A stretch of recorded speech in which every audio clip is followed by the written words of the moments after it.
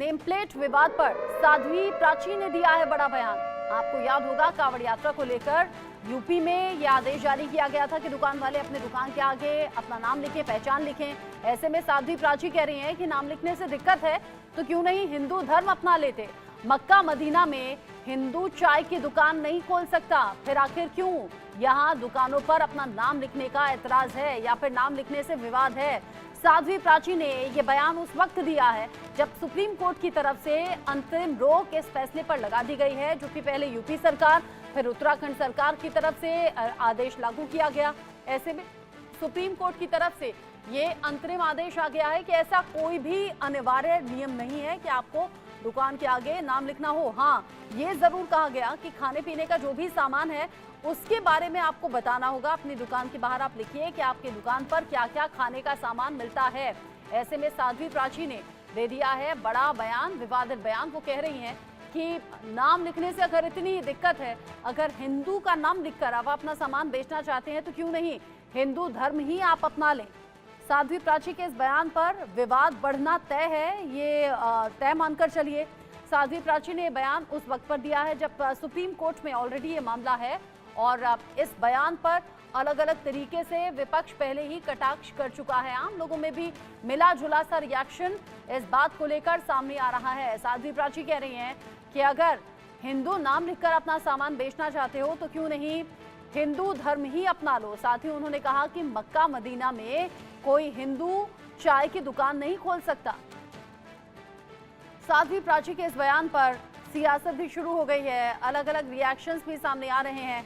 सबसे बड़ी बात ये, पहले उत्तर प्रदेश में मुजफ्फरनगर के रूट पर जहां से कांवड़ यात्रा गुजरनी है वहां के लिए ये आदेश सामने आया। फिर ये हुआ कि पूरे यूपी में ऐसे नेम प्लेट खाने पीने के सामान के बाहर या फिर जो जरूरत का सामान लेना है कांवड़ियों को, उस दुकान के बाहर अपना नाम, पूरा नाम और पहचान लिखना होगा। साथ ही साथ उसके बाद उत्तराखंड सरकार ने भी ये नियम लागू कर दिया। सुप्रीम कोर्ट ने अंतरिम रोक लगा दी है इस फैसले पर। साध्वी प्राची का ये बयान अब सामने आ रहा है और जिस तरीके से ये बयान दिया गया है, जरा सुनिए क्या कहा। देखिए, मुझे तो बड़ा अफसोस होता है, क्या इस बात का मिलाड़ इस देश को जवाब दे सकते हैं। हज करने दूसरे धर्म के लोग नहीं जा सकते, वहां पर अपना कोई रोजगार चाय की दुकान तक नहीं खोल सकते। ये जो सेक्युलरवादी बड़े बड़े लीडर आज बहुत मुखालफत कर रहे हैं ना, योगी जी का फैसला, भारतीय जनता पार्टी की सरकार का फैसला बहुत अच्छा रहा है और ये होना चाहिए। बुर्का और हिजाब पहन करके कॉलेज जा सकती है, अपनी दुकानों पर आखिर क्यों नाम नहीं लिख सकते। नाम लिखना चाहिए भाई। सुन्नी सिया के घर नहीं खा सकता। मेरे समाज के लोग, मेरे धर्म के लोग, ये मूत्र जिहाद चल रहा है, थूक जिहाद चल रहा है और सावन जैसी जगह में, सावन जैसे पवित्र मास में आखिर क्यों कांवड़ियों का धर्म भ्रष्ट ये सेकुलरवादी नेताओं ने ठेका लिया है कराने के लिए। ये बड़े शर्म की बात है। इसीलिए जो उत्तर प्रदेश के अंदर निर्णय हो रहे हैं भारतीय जनता पार्टी की सरकार के, बहुत अच्छे निर्णय। आपको लगता है इस निर्णय के बाद बहुत सारे जो वैष्णव के नाम से चला रहे थे उनकी सच्चाई उजागर हुई है? ये सेकुलरवादी नेताओं के पेट में जो दर्द हुआ है ना, दरअसल ऐसी दवाई डाली उत्तर प्रदेश के अंदर सरकार ने, ऐसी दवाई डाली कि ये सब बिलबिला रहे हैं। इनके पास कोई जवाब नहीं है। अच्छे निर्णय होने चाहिए। मेरे देश का हिंदू टैक्स भर रहा है, 6 बच्चे वालों को आयुष्मान कार्ड मिल रहे हैं, गरीब तो मेरा समाज। साध्वी प्राची के इस बयान पर अब विवाद बढ़ रहा है और अब साध्वी प्राची ने बयान उस वक्त दिया है जब सुप्रीम कोर्ट ने अंतरिम रोक इस फैसले पर लगा दी है, जिस फैसले को लेकर विपक्ष भी घेराबंदी कर रहा था और आम लोगों में भी मिले जुले से रिएक्शन थे। इस पर बात करेंगे। आचार्य प्रमोद कुमार मिश्र मेरे साथ में जुड़ गए हैं, वैदिक स्कॉलर हैं। साथ ही साथ असगर अली मुस्लिम स्कॉलर के तौर पर मेरे साथ में जुड़े हुए हैं। सबसे पहले प्रमोद कुमार मिश्र जी, मैं आपसे पूछना चाहूंगी, जब कोई भी मामला ऑलरेडी कोर्ट में हो और वो भी सुप्रीम कोर्ट में, और सुप्रीम कोर्ट की तरफ से अंतरिम आदेश भी सामने आ जाए इस फैसले पर रोक को लेकर, तो क्या साध्वी प्राची को ये बयान देना जरूरी था? रचना जी, धन्यवाद आपका जोड़ने के लिए। मैं एक विचार अपना देने के लिए, देखिए साध्वी प्राची ने जो कहा, उनकी बातें हमने सुनी, वो कहीं ना कहीं से सटीक बैठती हैं और सही बैठती हैं। रही बात सुप्रीम कोर्ट की, सुप्रीम कोर्ट का अपना एक निर्णय है, एक न्यायिक व्यवस्था है जिसने उसने अपना निर्णय दिया, वो भी सरकार के ऊपर निर्णय दिया। जो भी लोग वहां पर अपनी याचिका लेकर पहुंचे उसके अनुसार उसने सोचा होगा, कुछ जो भी विचारधारा रही हो। माननीय उच्चतम न्यायालय है, उनके बारे में तो मैं उसी इतनी जानकारी नहीं ना कुछ मैं बता भी सकता हूँ। लेकिन साध्वी प्राची की बात देखिए, हमारी निजी विचारधारा है। निजी विचारधारा इतना जी ये है कि जैसे हमारे चाहे वो नवरात्रि का पर्व हो, कार्तिक का महीना हो, बैसाख का महीना हो, आषाढ़ का महीना हो, सावन का महीना हो, ऐसे पूरा 365 दिन में ज्यादातर पर्व और त्योहारों से भरा पड़ा है पूरा वर्ष। तो यहाँ पर कहीं ना कहीं से हर पर्व का एक महत्व है, उसकी पवित्रता है, उसका नियम है।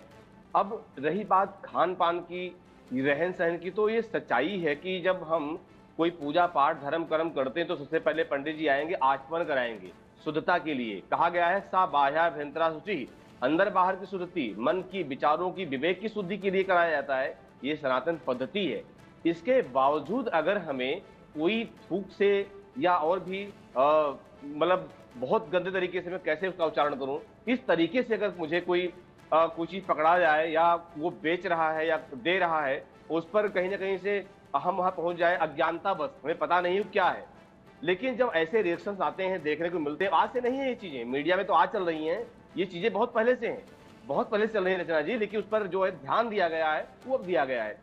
तो जो चीजें पहले चल रही थी अब ध्यान दिया गया है। तो जो लोग बिलबिला रहे हैं या जो लोग जो है उस पर अपना विरोध पैदा कर रहे हैं, ये उनका जायज बनता है, क्योंकि चीजें उनकी आदत पड़ी हुई थी, वो कर रहे थे। अब कहीं ना कहीं उनको दिक्कत आ रही है कि हाँ जो है अब अगर नाम बदल दिया गया तो शायद हिंदू हमारे यहाँ सामान ना ले। ऐसा हो सकता है कि हाँ वो एक बार पूछे या जांचे या सोचे, विचार करे एक बार, ऐसा तो इसलिए दिक्कत हो रही है। तो साध्वी प्राची की अपनी निजी विचारधारा है, उन्होंने अपना निजी विचार प्रकट किया है। और निजी विचार मुझे लगता है कि कोई प्रकट कर सकता है कि भाई हमारा निजी विचार है, निजी मसला है, निजी मामला है, तो हमें कहने में कोई दिक्कत नहीं है। रही बात नाम की, तो हम जो है हमें बताने मुझे क्या दिक्कत है कि हाँ मैं ये हूँ। अगर मैं छुपा रहा हूँ, मेरे अंदर छद्म भेष है, मेरे अंदर कपट है, और कपट के बाद मुझे पता चलता है कि नहीं मैं कोई और हूँ, चेहरे में कोटा कुछ और लगा हुआ है, अंदर से मैं कुछ और हूँ, वहां दुख होता है, वहां कष्ट होता है। रही बात भारत की परंपरा, तो भारत की परंपरा आदिकाल से भारत ने वसुधैव कुटुंबकम का नाम लेते हुए, सर्वे भवन सुखना सर्वे सन निरामया का ध्यान रखते हुए वैदिक रीति से सबको अपनाया है, सबको स्वीकारा है। देखिए जब हमें कोई दूर भगाता है या हमें कोई छद्म भेष में जो है प्रदर्शित होता है, तब वहां रचना जी हमें कष्ट होता है। तो ये कष्ट जायज है, ये दुख उनका जो एक उन्होंने सबको अपनी अपनी प्रॉब्लम नजर आती है, अपना अपना कष्ट नजर आता है। ऐसे में मुझे लगता है असगर अली से उनका पक्ष भी जान लेना चाहिए। असगर अली साहब, यहाँ जो हिंदू नेता हैं या फिर ये जो हिंदू धर्मगुरु हैं, उनके जरिए एक ही सवाल हो रहा है कि अगर कोई मुस्लिम कम्युनिटी से आता है तो वो अपनी दुकान के आगे अपनी पहचान छिपाकर हिंदू नाम क्यों लिखता है? अपनी पहचान बताकर सामान बेचने में दिक्कत क्या है? मैडम, आपकी जो बात है उसमें थोड़ा सा विरोधाभास है, बात को थोड़ा सा सही कर लीजिए। इनका ऑब्जेक्शन ये नहीं है कि मुस्लिम ये करता है, इनका ऑब्जेक्शन ये है कि लोगों को अपने नाम लिखने चाहिए, सिर्फ इतनी बात है। नंबर एक। नंबर दो, बात ये कहना चाहूँगा कि सुप्रीम कोर्ट के फैसले के बाद या अंतरिम रोक के बाद देश के अंदर इसकी चर्चा बंद हो जानी चाहिए थी। माननीय सुप्रीम कोर्ट का आदर करना चाहिए था। मुझे याद आ रहा है और बाबरी मस्जिद के उन फैसलों पर, कि जब बाबरी मस्जिद के फैसले रुके हुए थे तो पूरा हिंदू समाज ये कहता था कि अगर मुसलमानों के पक्ष में फैसला नहीं हुआ तो क्या मुसलमान सुप्रीम कोर्ट की बात को मानेगा। हाँ। और बहुत से हिंदूवादी संगठन ये कह रहे थे कि अगर हिंदू पक्ष में फैसला नहीं हुआ तो हम सुप्रीम कोर्ट का फैसला नहीं मानेंगे। इसके बाद पूरे संसार ने देखा कि बाबरी मस्जिद के इतने बड़े फैसले पर मुस्लिम संगठन ने एक शब्द भी नहीं कहा और उसको सहर्ष स्वीकार कर लिया। हाँ। तो सुप्रीम कोर्ट के ये देखना चाहिए कि सुप्रीम कोर्ट के अंतिम रोक के बाद इस पर चर्चा नहीं होनी चाहिए। साध्वी प्राची ने जो बयान दिया है, मेरी बात सुनिए आप। साध्वी प्राची ने जो बयान दिया है वो गैर जरूरी है। पहले मैं बोल लूं फिर आप बोलिएगा। साध्वी प्राची ने जी, जो जी, बयान मैम। दिया है वो गैर जरूरी है। सुप्रीम कोर्ट में ऑलरेडी मामला है, इस तरह की बयानबाजी से बचना चाहिए। शुरुआत में मैंने कहा था, शायद आपने सुना नहीं। साथ ही साथ जब नेम प्लेट वाला फैसला सामने आया तब भी सवाल यही था कि नेम प्लेट आखिर क्यों जरूरी है। अगर राम रहमान से या फिर संजय शहजाद से चीजें खरीद लेगा तो कोई यात्रा भंग नहीं हो जाती। ये सवाल मैं पहले कर चुकी हूँ।